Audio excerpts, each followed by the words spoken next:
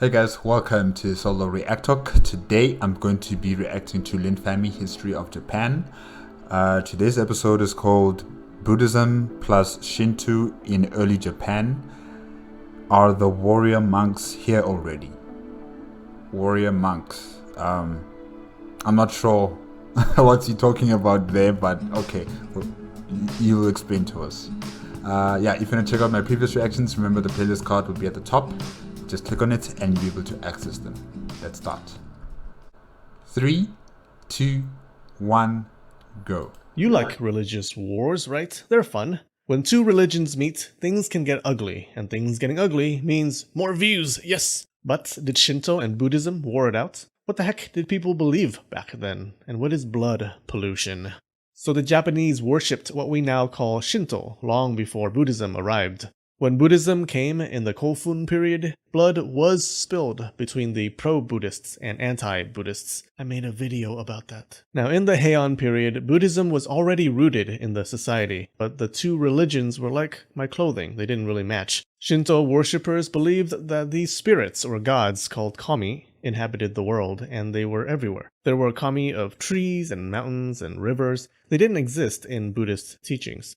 What were these Buddhist teachings? I'm glad you asked, no one. No history of Heian period Japan is complete without talking about religion. Two Buddhist sects became all the rage in Heian Japan, Tendai and Shingon.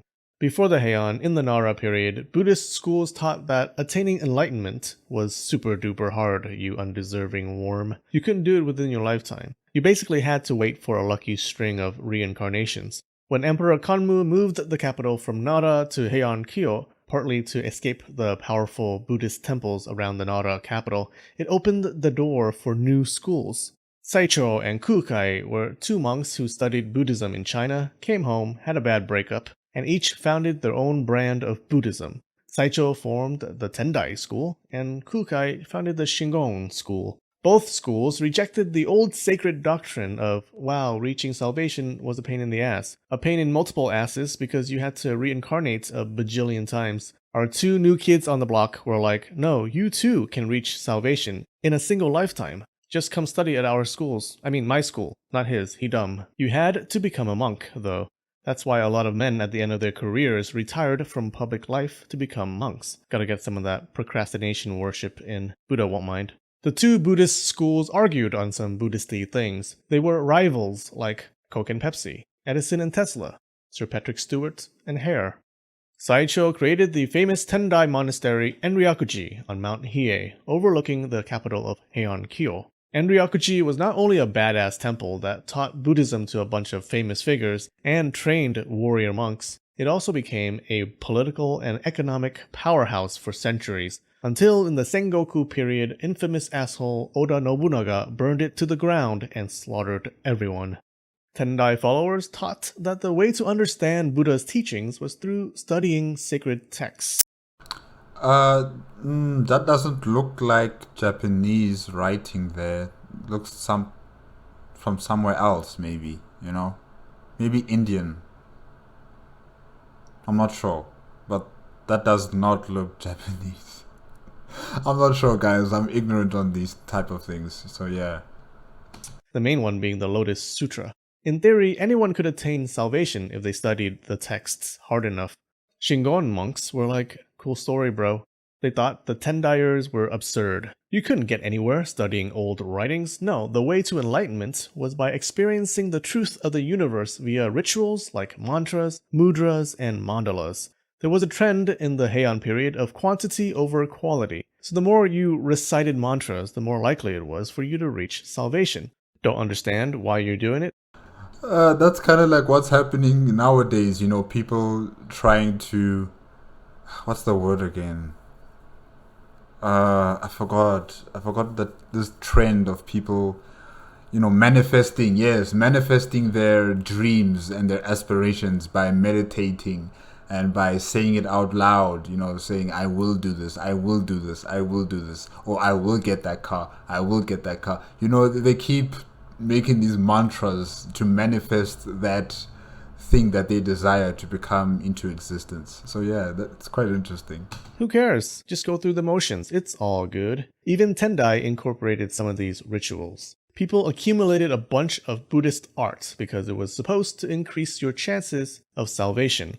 One retired emperor had people make him 1,000 pieces of art of the Buddha. Unfortunately, no interviews of the dead have survived to the modern day, so we can say nothing of the efficacy of the art for salvation method. Shingon Buddhism did have public texts for outsiders to read, but these were just appetizers. Remember, Shingon monks didn't much care for texts. You were supposed to experience the truth, not read about it. To reach enlightenment, the texts were not enough. You needed the secret teachings that were only passed down verbally, monk to monk. So conveniently, you had to become a Shingon monk and prove that you deserved the secret teachings of your master. And since they didn't write down these secret teachings, it's hard for us today to know what they were. What we do know is it probably didn't involve anything fun. Tendai was the more powerful of the two. It enjoyed the backing of the Fujiwara house and the imperial family. The Fujiwara was a clan that famously married their daughters into the imperial family, allowing them control over the Heian courts for 200 years. But Shingon was popular among the other Heian elites. It was easy to see why. Shingon was all about grand ceremonies and rituals, and they also sprinkled in some sexual ingredients from Indian tantrism. Remember, the Heian elite had a cult of beauty, so they loved the extravagant ceremonies. The aristocracy went on pilgrimages to Buddhist temples all the time. Was it because they were super devout? Well, an educated man was expected to be familiar with Buddhist texts and religious teachings, but nah. A pilgrimage was often like a vacation. Temples were often located on mountains, in forests, on mountains, perfect Instagram spots. Women especially couldn't wait to get out of the house, though they couldn't actually show themselves in public. They mostly stayed inside carriages on their trips. Now it wasn't. So there weren't any like temples towards the sea, maybe? I mean, that would have been a very beautiful place to put a temple, near the sea, hearing the crashing waves, having the trees and the mountains that towards inland, that would have been very nice. And yeah, the Heian women didn't really leave the house. They just jumped from a big house into a smaller house, and that's the carriage. So they didn't really leave the place, but I guess you take your victories where you can get them. All fun and games, this Buddhism thing. In the Heian era, religious treatment of women changed. When Buddhism arose in India from a trust fund kid who checked his privilege, it was egalitarian. The body was an illusion, so the differences that you saw between men and women were illusory. Your soul could reincarnate into a man or a woman. When Buddhism spread to China, they incorporated Taoist and Confucian thought, which were not so egalitarian. They introduced the idea of blood pollution. It was simple, and as always it had to do with the vagina. Women's menstrual and birthing blood were icky with the foot, and so they prevented salvation. Women had to reincarnate into men before they could attain enlightenment. Women also polluted temple grounds with their cooties. This cootie Buddhism spread to Japan. Before, women were allowed to be trained in temples as nuns, but in the Heian period, most temples put a stop to that. It was only after the Heian period that temples started accepting women again. Let's talk about warrior monks for a bit. If you pictured these Buddhist temples as serene places where monks go about meditating and studying and they just wanted to be left alone to focus on Buddhist teachings, you're wrong and you need to be punished.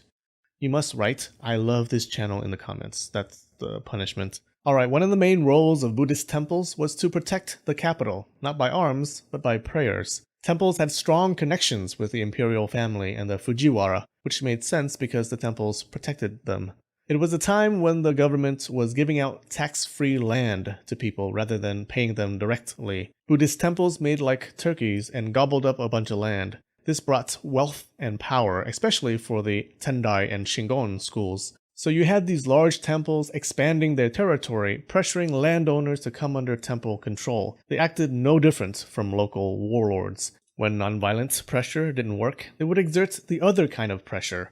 The pressure of an arrowhead against your chest. Now, there must have been people who said, "Warrior monks? What can they do? They're just monks. They sit all day. They don't even eat meat. Where do you get your protein, monks?" Those people are dead. In fact, if you just had that thought watching this, you just died. They just killed you. Powerful Buddhist temples trained warrior monks called Sohei. These were much like the monastic orders of Catholic warrior monks in Europe. And Ryakuchi on Mount Hiei was a huge training ground for warrior monks. Temples would send them to harass landowners. You even had temples fighting and destroying other temples. Buddhist monks were huge Buddha-shaped thorns on the sides of the ruling elite. If they had an issue with the government, they didn't write complaint letters like whiny little teat-sucking chihuahua puppies. No, they took to the streets. Monks protested all the time in the capital streets and surrounded the houses of government officials. Officials stayed indoors lest they get the word of Buddha delivered up their asses. An emperor once said that there were 3 things in the world he could not control: the floods of Kamo River, the hazards of gambling, and the monks of Mount Hiei. Now all this talk of Buddhist power may give you the impression that the whole country was Buddhist. But no, not everyone got the memo. In fact, most people missed that memo. They must have been using Yahoo Mail. Buddhism was what the aristocracy in the capital indulged. No, Linfamy, no. Leave Yahoo alone, okay? I still use that service. It's quite good. In. The common folk, the vast majority of the country, still practiced their native kami worship. So, what were the Buddhist temples to do about these old beliefs? You would think that they could have taken their warrior monks to the countryside and converted the peasants to Buddhism at the points of a spear. But they didn't. The Japanese didn't think that believing in one religion meant you closed yourself off from another. They kind of incorporated Shinto into Buddhism. Shinto was a set of beliefs that was so vague that it was pretty easy to conjure up some explanation. In Star Trek, they explained that the ships had gravity because of gravity plating under the floors. The Japanese hand-waved into existence the idea that the various kami floating around were just Buddhist deities in different forms. Buddhas can take different forms, you see, to help steer people to the right path. They built religious complexes that were both Buddhist temples and Shinto shrines. The capital devised a system called Niju Nisha, or 22 shrines, where they designated 22 shrines to be official shrines sponsored by the government. These became huge gathering places for the public. They were shrines/temples/places where people went to cheat on their spouses, so they were a crucial part of Heian society. So we're really close to the next goal on Patreon. When we reach it, I'll do a contest for patrons where you can get a copy of the excellent Pre-Modern Japan by Mikso Hane and Luis Perez. It's a great overview of Japanese history before modern times. And the new patrons for this week are Chris A., Grant Graves, Ben Sauer, Ray, and Drawing in Games. Thank you, warrior monks. Alright, much love, you, and spread the knowledge. Okay guys, that was Buddhism plus Shinto in early Japan. Are the warrior monks here already? Yeah, it's quite interesting how, the Buddhist religion incorporated the Shinto religion and their gods, the kami, into the makeup of the Buddhist gods, if I could say that. Yeah, it's quite interesting how they adapted both these religions together, and the people accepted it.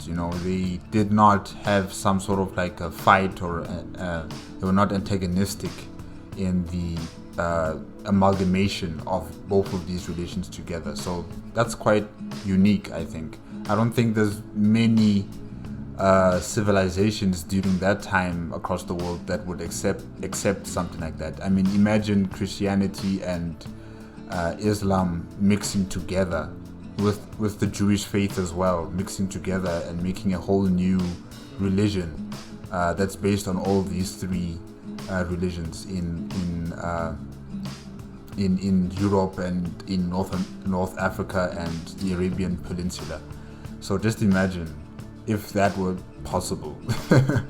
It would be, I think many wars would not happen, many of these religious wars that the people in those lands used to fight for would not occur, I think. I don't know. But yeah, I think that's one lesson that maybe the Japanese should try and disperse across the world, But yeah, it's quite interesting. And how also the Buddhist monk temples became their own, should I say, like, they became like gangsters. Really, they became like gangsters. They had their own paramilitary operations, these warrior monks who would harass and terrorize people to submit to the Buddhist temple's requests, whatever requests that they wanted from the people on the land or anywhere else. And if they wanted to petition the king, they would bring these monks and they would become the protesting people, demanding whatever the monks wanted in their temple. And yeah, they were really like gangsters. They gobbled up as much land as possible. They made themselves the lords of those pieces of land, and they ruled over the people in those places. And it was less about religious enlightenment and more about keeping the enterprise of the religion going, keeping the money flowing, keeping the power and influence growing, more than praying to your gods and trying to find enlightenment.